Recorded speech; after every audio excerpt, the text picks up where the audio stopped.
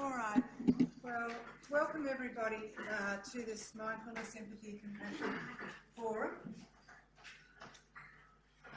I'll just wait. So, because this is a forum around mindfulness, we're going to start today just with a very short breathing exercise to bring us into the room. So, my name is Lynn Reader, and I trained as, I'm a director of Australia 21. I also trained as a meditation teacher with Deepak Chopra in the US, and I take mindfulness classes at a wellness-based hospital program and for university students. So why don't we just, for this short breathing exercise, just make sure that our feet are planted, grounded, that we feel grounded, that we're just relaxed in our bodies. And just, I invite you now to either close your eyes or just look down, because all we're doing is taking away any external stimuli from in the room. So, and just slowly bring your attention to your breath. They say we breathe between, around 17,000 breaths a day. And we don't have to do anything to make that happen. Our body does that for us. So we don't want to control our breath. We just want to simply experience it as it goes in and out of our bodies.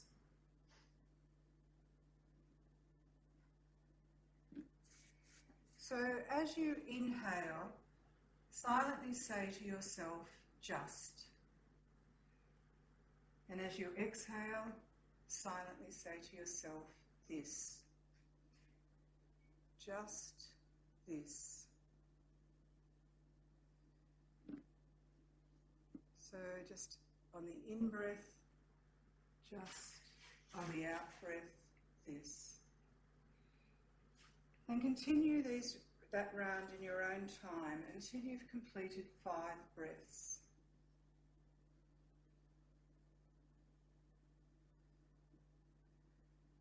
And notice when you're saying just this,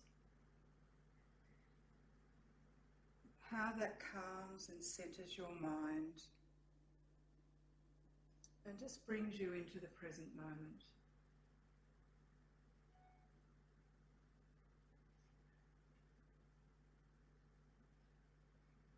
And we know with practice that mindfulness helps calm our emotion and focuses our mind. So now take that last deep breath in and deep breath out.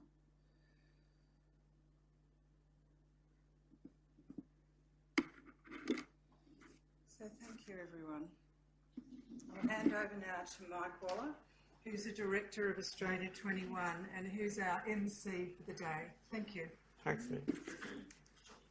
Well, good morning everybody. Thanks Lynn very much for that. On behalf of Australia 21, SANE and the University of Melbourne, my very warm welcome and thanks to all of you for coming to the forum today. As Lynn said, my name is Mike Waller and I'm also a Director of Australia 21.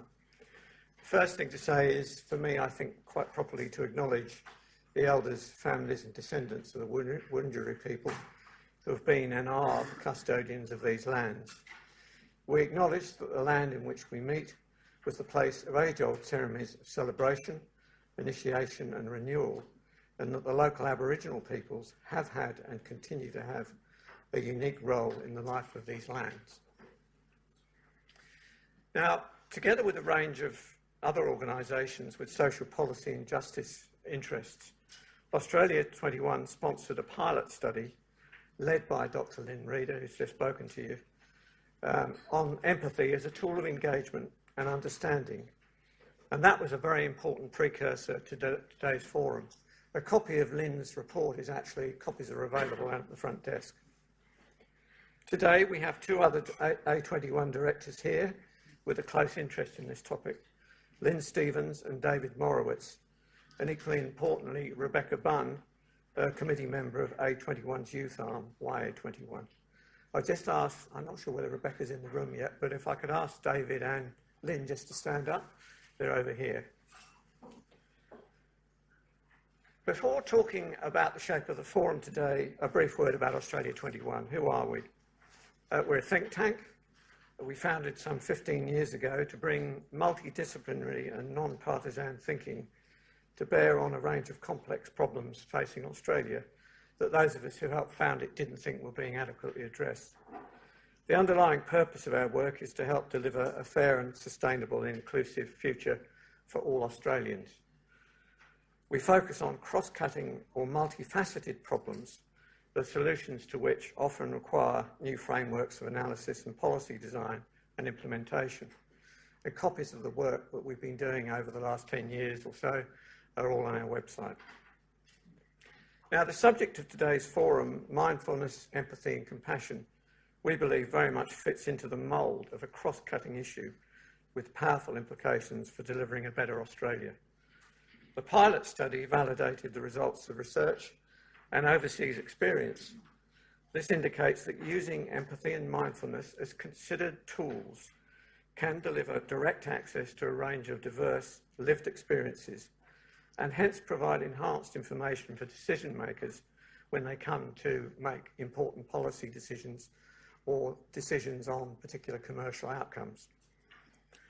And as I've said, this really applies with equal power not only to the public sector but also the private sector. Without casting a negative framework on it, I don't think it's difficult as a thought experiment to identify gross examples of the absence of such sensibilities and frameworks in a lot of the institutions that we see around us. The causes frequently masquerade under other labels: unethical cultures, greed, failure of risk management policies, but the results are obvious and manifest in the form of documented and dire experiences. Examples come to mind immediately: the current plight of refugee and asylum seekers, child sex abuse victims, banks and insurance companies' customers, convenience store employees and PTSD sufferers. Perhaps less obviously, growing inequality and wildly excessive executive remuneration arguably also reflect an absence of thinking within these frameworks. The encouraging news, however, is that the value of an empathy mindfulness framework is increasingly recognised by many organisations. For example, IBM and NAB in the private sector, some universities, schools, medical schools and hospitals.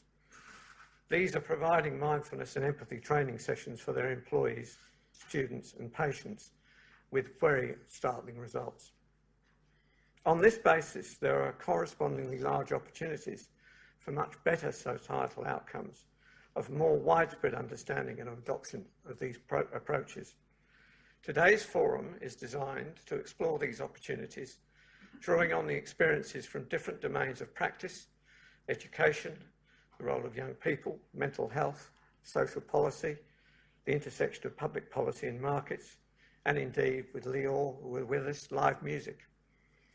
And also from different geographies, not only Australia, but from the US and the UK. In terms of the format of the day, there will be morning and afternoon sessions with a 45-minute break for a quick sandwich lunch between 12:15 and 1 p.m.